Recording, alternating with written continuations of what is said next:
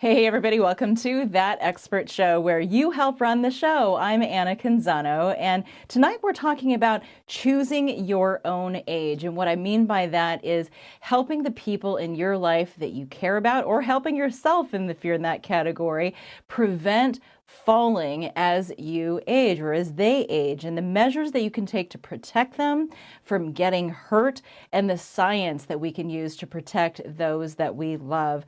I invite you right now to join us in this conversation and ask us questions. You can post the questions as we are live here. We're moderating those questions right now, and we will ask those questions of our expert, our featured guest tonight, who is a doctor of physical therapy practicing since 2001, a former professor at Oregon Health and Science University. Joining us live right now is Dr. Colin Hoobler, the host of the podcast Choose Your Age. Colin, thanks so much for being on That Expert Show. Thanks for having me. This is a very timely topic. Right now we're doing the podcast or the show here, really leading into Thanksgiving, which I think is a great time to be able to have these kind of conversations with our loved ones.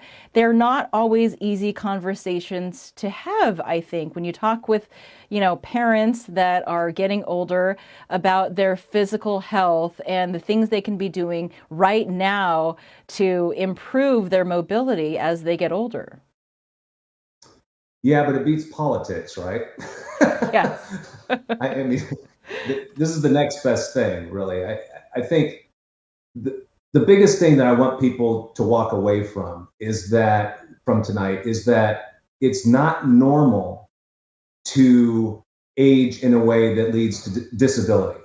So what a lot of folks over the age 65, 70, and 80 think is, well, I belong in a wheelchair, and I should have a walker. I should do very little during the day. I shouldn't be able to do the things that I love to do, which is completely false. You were talking about your parents and how well they've aged. And that was the premise of my podcast, Choose Your Age, which is that we can literally choose to live our lives in a way that's productive. And there's no reason that you cannot keep doing what you want to do into your 60s, 70s, 80s, 90s, and beyond. There's no research that says that it's normal for you to become disabled and not be able to do the things that you want to do. Well, not only that, but I think that the science shows as well, the more that you continue to be active, the healthier that you are in a variety of ways. I mean, when I think of senior living, a lot of the retirement centers that I have visited as a volunteer over the years are really sad places. They're places where you see the seniors and they are sedentary. They are in their rooms and they're just watching TV all day long. And that kind of living really isn't living. And I would hope that you would tell us that these kind of facilities are looking at exercise and movement with a different perspective now. I've worked with these types of facilities, memory care, assisted living, independent living, skilled nursing, for the better part of the last 2 decades. And I don't want to be too hard on them in the sense that, especially now, they are dealing with major staffing challenges. I mean, it is not an easy business in the sense that how do you keep residents from sitting all day? How do we keep staff? I mean, staff that they've been leaving in droves, right? Right. But that doesn't excuse them from providing and motivating and inspiring their residents to get up throughout the day. Don't spend all day just planted in a chair and watching TV. And there's a level of education there that I found particularly alarming, especially with folks in the administrative roles, where it goes back to what I said at the beginning of the show. They think that, a lot of them think, not all of them, but most of them think that it's normal that they should, especially memory care. You walk in and, like you said, it's depressing. Everyone's sitting down, watching TV, or eating or watching TV, sleeping or watching TV. I mean, that's what goes on in these communities. And state law stipulates that they're required to provide activities. This is in Oregon. But the law doesn't stipulate that anybody's required to participate. So they can offer many, many classes, but if you have a loved one that's going into memory care, assisted living, independent living, it's really important from the get-go that you hold that community accountable, even beyond the state law, which is, I want my grandmother to be up and moving around and walking and doing balance training and strengthening every single day. We brush our teeth every day. I mean, I would hope. And we go through these painstaking precautions for COVID. These poor communities, they're under lockdown to protect residents from COVID, trying to mitigate the effects of that. But I find it a little ironic that they're not doing anything a lot of times to prevent falls. And COVID is going to pass, and we need to wear a mask. We should get vaccinated, obviously. These are obvious ways to combat the virus. But falls have been and will continue to be here, to the point where 1 in 4 deaths in people over the age of 65 is caused from a fall. Wow. And so the question is, well, what are these communities doing to mitigate that? And it starts with limiting sitting. You cannot let residents sit all day. We know that that's a fast track to disability. So the question is, well, then how do they overcome that, especially with limited staff? And that's where it gets tricky. You got to be creative. There are tools available for them, but it's really up to them to show the interest in the first place, and to not accept the idea that disability in memory care, assisted living is normal. That is not normal. I like that. And, that's something to keep in mind too, that as you have aging parents and you go to select a facility for them, if that's the route that your family is taking, these are the important kinds of questions that you should be asking. What is your attitude toward movement, and how engaged are your staff in trying to motivate people to get up out of their seats and increase their mobility? There was a question that came in via email, and this woman wanted to know whether yoga helps, and if so, what kind of yoga, and how often, and for how long. Yoga can be a very powerful medicinal tool to fight aging, falls, disability, chronic disease. It can. The problem, though, that I've seen, especially with older folks, is that there are many poses that contradict safe biomechanics, especially in older folks. So yes, I would say yoga, plan to make it part of your routine, except you're going to need to modify many of those poses. I'll give you an example. The warrior pose, which is where you're basically in a lunge position, arms extended, you're bending that front knee. You're basically in a lunge position, right? Bending that front knee, and the knee is going forward. It's going past the toes, and it's bending more than 50 or 60 degrees. That's the standard pose. Mm-hmm. We know that imposes excessive forces on the knee itself than it would be if you stop short. So yes, I'd say yoga, Tai Chi is an effective tool to combat falls, but strengthening seems to be the one that's overlooked the most, because a lot of times you think, well, I don't want to have an older adult throwing kettlebells around or, lifting heavy weights. That's not it at all. Simply doing a squat, which actually is a yoga move in the first place. These are great tools, but they've got to be modified to protect the knees and the back. If you go to action30.com, it's a free website. Again, it's action30.com. Totally free, and click on videos. I go through all these different exercises. It was part of my documentary on PBS that aired, 14 years ago.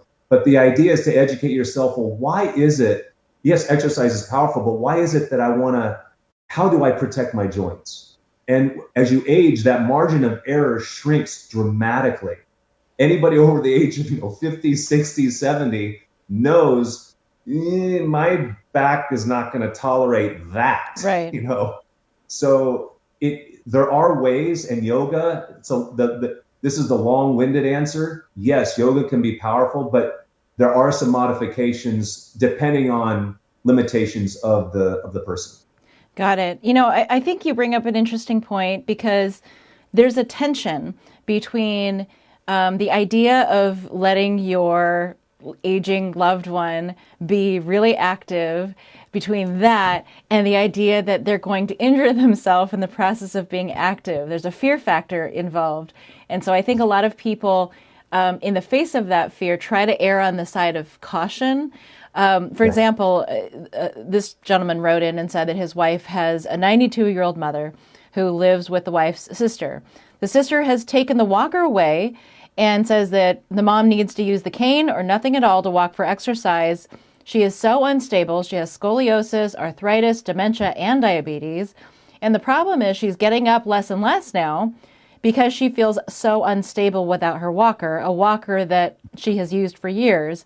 Is there any medical proof that taking that walker away is a benefit? We are so afraid of a fall. What the research shows along those lines is that we know that the more that she sits, that will be a fast track to disability, falls, chronic pain, diabetes, the long list, right? So taking away the walker can be productive to a certain extent in the sense that, hey, if it makes her walk more with the cane, then it's productive. But if it scales her walking back and fear is overtaking that, then I would say, no, then now you're being counterproductive because now she's going to be sitting more. Dr. Levine at the Mayo Clinic coined a phrase called sitting disease, and it's worked its way into mainstream media. There is data to support it in the sense that if you sit 8 to 10 hours a day, that is basically the same as smoking a pack of cigarettes a day or worse. And that's actually worse in older folks. So in this person, for the person that you're talking about, I'd scale back and let her walk more with the walker. That's the skinny of it, while remembering that using a walker or just walking in general, that is not a balance training activity. Just walking will not, in and by itself, improve your balance and reduce your risk of falling. The reason why is because when you're walking, your inertia is naturally taking you forward. You're not challenging what's called your vestibular system, which is in your inner ear. It's not challenging your muscles that much, right? Because it's a low intensity activity. And then the other system is the somatosensory system, which is in your joints, which you can train, but you're going to have to really close your eyes and move the head in different ways. So walking by itself is an inadequate tool to combat falls. In fact, in some cases, right, if you already have poor balance, it can lead to a fall because the number one way that people fall when walking is changing direction. They get distracted, they change direction, and then they fall. Remember that all injuries are a result of the body's failure to adapt. All of them. And in geriatrics, as you age, the defining characteristic of age is, in fact, a reduced tolerance to stress.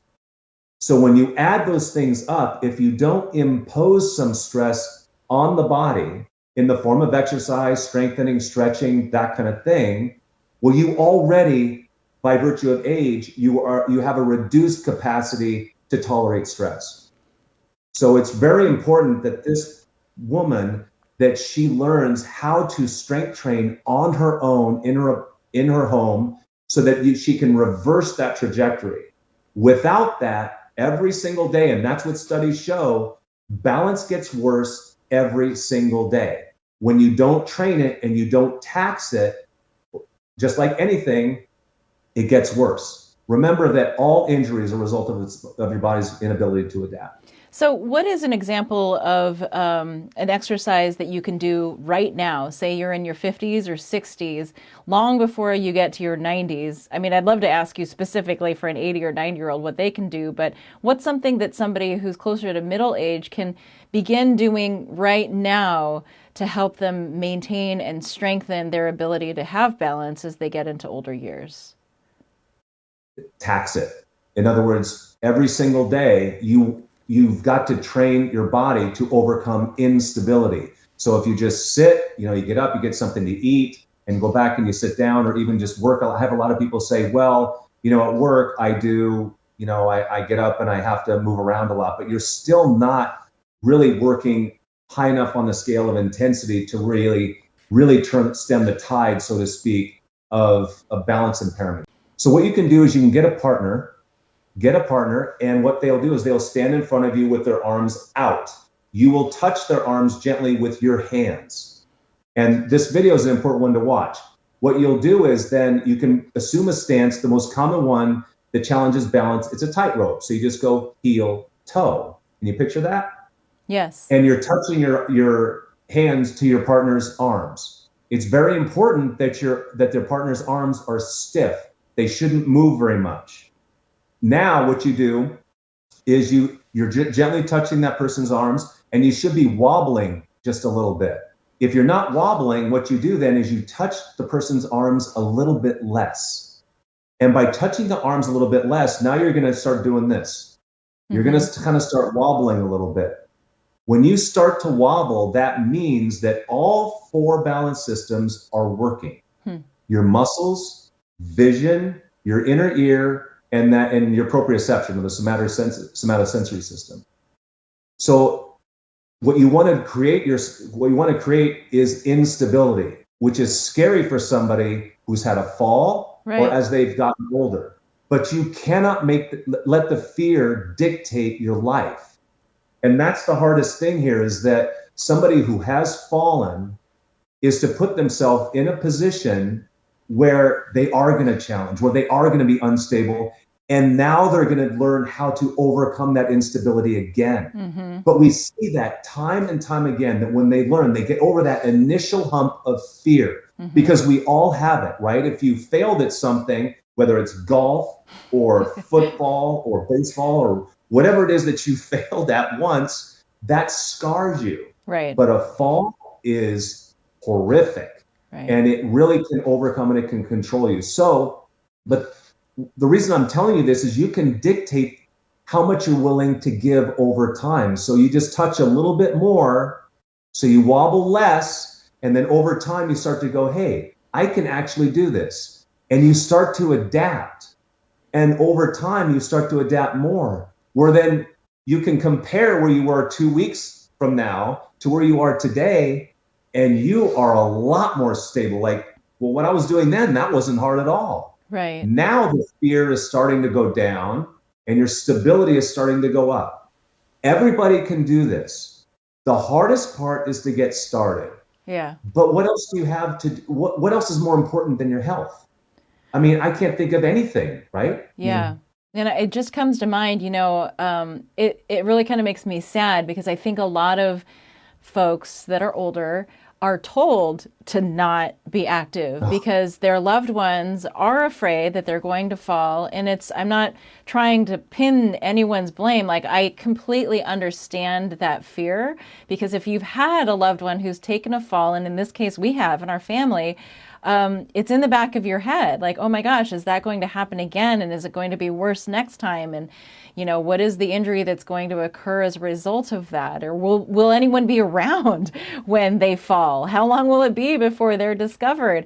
And so I think that fear is real. It's worth recognizing, but it's also important to recognize that there are steps that you can take daily, like the exercise that you're talking about. Are you recommending to do that like once a day, a couple times a day? It's really just a couple of minutes that can make a big difference, right? Yeah, the research is interesting on this, because the research says that you've got to spend 2 to almost 3 hours doing balance training a week in order to really get a significant change. But none of the studies really use the wobble, what I'm talking about, where it's really challenging, where you are literally unstable, right? And you're learning to become more stable. But the idea is, yes, you are doing it every day. Just do a little bit at a time. And people can contact me. There are tools available that you can use that can enable you to stay safe and do this every day. But the idea is that you are now self-controlling your own health. You are choosing your age. You're not letting the fear dictate your destiny, so to speak. Yeah, I think that's so important. Absolutely. Yeah, because so many doctors, they do the right thing, and they say, nope, we'll put you in a wheelchair short term, but it's only for a couple weeks, right? They put a term limit, no more than a couple weeks with a wheelchair. Not, well, we're going to assign a wheelchair, done. And you cannot put somebody in a wheelchair and expect good things to happen. That is simply the way, it's the easy way out, frankly, and it removes accountability on the part of the provider a lot of times. And I don't want to sit here and berate healthcare providers for making that type of decision, because sometimes there is no other decision. There is no other decision, right, for other extraneous circumstances. But that is extremely rare. Extremely rare. And physical therapists, we've got to hold them accountable too. If you have a physical therapist and you're doing mostly stuff in sitting in a chair, you need to have a heart-to-heart with a therapist, because that's not going to do it. We know that seated activity will not reduce falls. It will not reduce disability. You've got to be up. And that is an issue in senior living, right? They say they offer activities, but your follow-up question has to be, well, are they in standing and are they being challenged? You're not using a chair, are you, for balance activity? Because if you are, that's not going to cut it. And that's where there's a big educational gap here, right? And doesn't it, I mean, I don't want to get too into the legal weeds here. We have other questions from viewers that I want to get to, but doesn't it sometimes come down to the liability of the care facility, because they're trying to reduce their risk, right, of an injury or a fall on their watch, on their premises. And so for them, the easier way to reduce risk is to maybe not encourage activities that, you know, have people standing up where they're trying to build strength. Well, let's weigh those. So let's weigh having them sit today. Let's not have them fall, because you're not really going to fall if you're sitting down, right? Compare that to the risk tomorrow.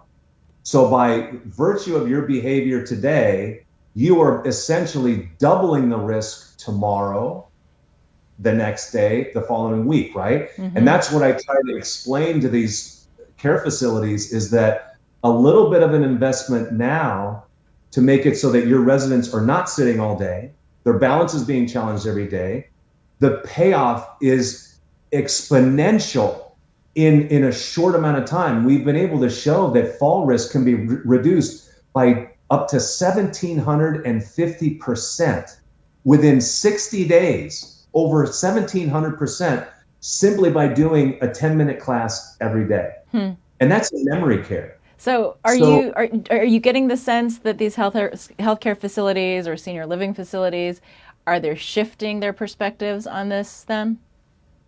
They're being forced to in many ways because of COVID, because COVID shined a light on the health of residents like they haven't seen, I think, in a long time. Because we know that an unfit resident, somebody who's heavy, has diabetes, right, has chronic disease, their risk of dying from COVID is over 1,200% more. Right.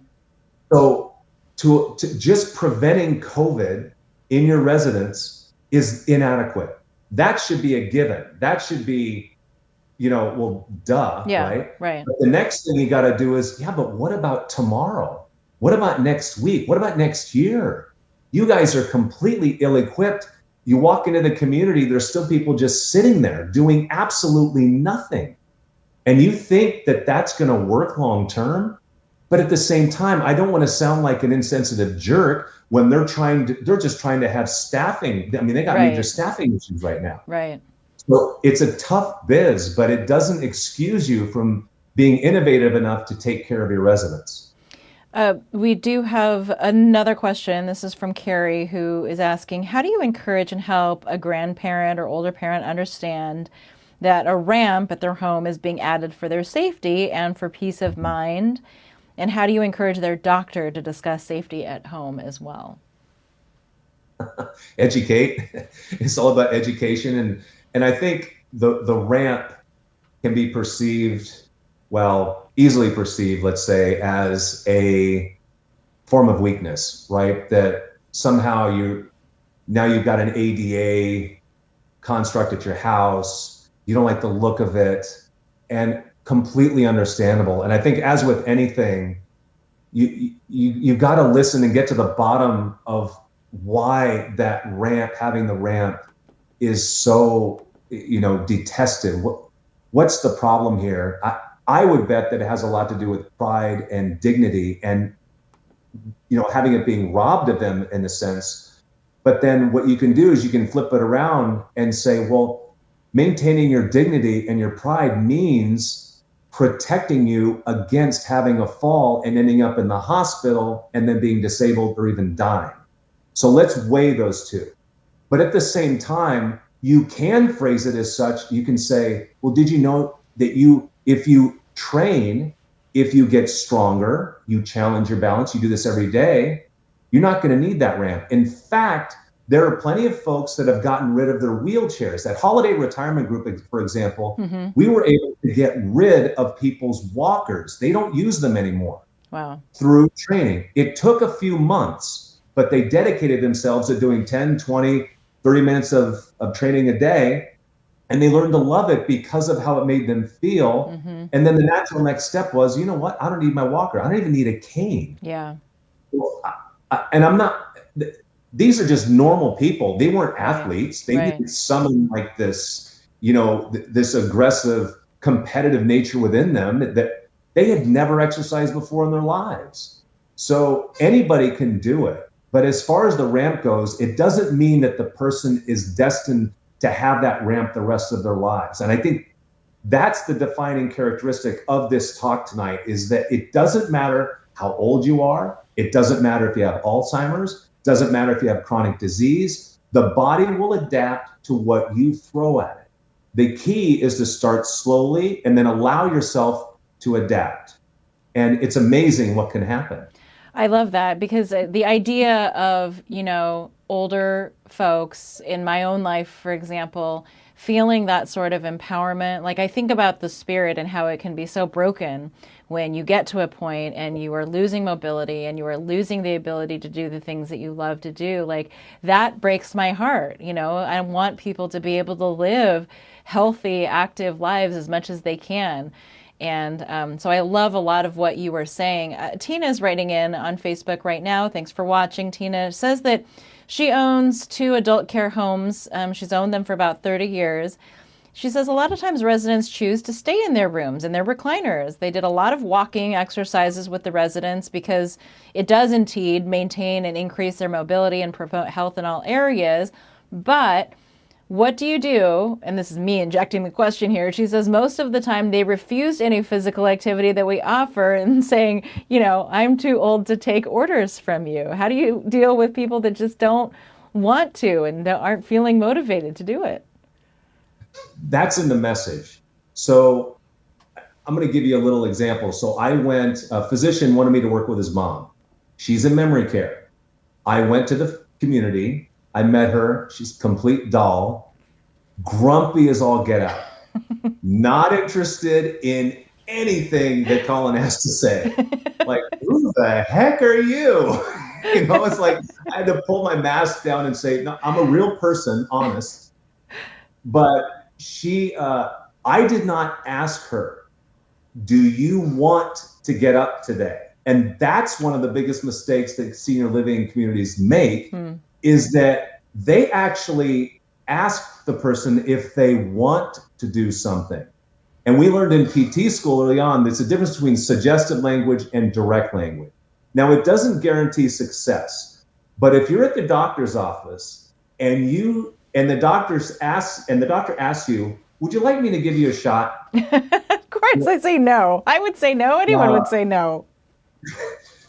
But if the doctor said, we've got to give you a shot to do this, to do these things, for you to be able to survive, for you to be able to go out with your family, we're going to need to do this. It's an entirely different tone to the message. So I would say start with the tone. So when you're talking to your residents, don't ask them if they want to get up and go do a movement class. There are ways to circumvent that. You can say, hey, I want you to get up, come get some coffee with me. We need to go do this. Or I need to see how tall you are. Make something up, but you don't ask them if they want to go do something, okay? Then once they're up, based on Newton's laws, they're going to want to stay up, at least for a little while. So I would say the other thing is that you got to have something for them that has a group dynamic. There's a social component. There are few things more powerful in senior living than the group dynamic. The social tool is powerful. Mm-hmm. They hold each other accountable, and it works. And then that alleviates the strain on the staff for the senior living. They actually start to run their own classes. That works. And that's what I would say you need to focus your attention on. That's how you get people well. That's how you create a culture of wellness. But you got to stop asking people if they want to, hey, would you like to come try this exercise class? Hell no. No, get away from me. That is great advice. All right. Well, Doctor, thank you so much for joining us for this episode. We could go, I know, for quite a bit longer on this. I'd love to include links to your information, your website, and even the device that you have invented to help seniors. It'll be in a tip sheet that we always create after the show that's posted on our website. Thanks so much. Thank you. Appreciate it. Wow, I hope you got a lot out of that. I sure did. Again, check out thatexpertshow.com for the tip sheet and information on how to get more of what Dr. Hoobler is sharing. We always post our episodes on YouTube as well. And anywhere that you listen to your podcast, whether that's Apple or Google Podcast, you can look for That Expert Show and find us there. I love the dialogue with you. Thanks so much for everyone that tuned in and listened live today and who submitted questions in advance of the show. You really helped direct me on the questions that I ask and the direction of the show. Reach out to me on Facebook, Twitter, and Instagram if you've got other ideas on topics or guests that we should cover. We are live on Monday evenings, and it's a fantastic dialogue with you on how to live smarter, healthier, and happier. It's That Expert Show, and it is where you help run the show.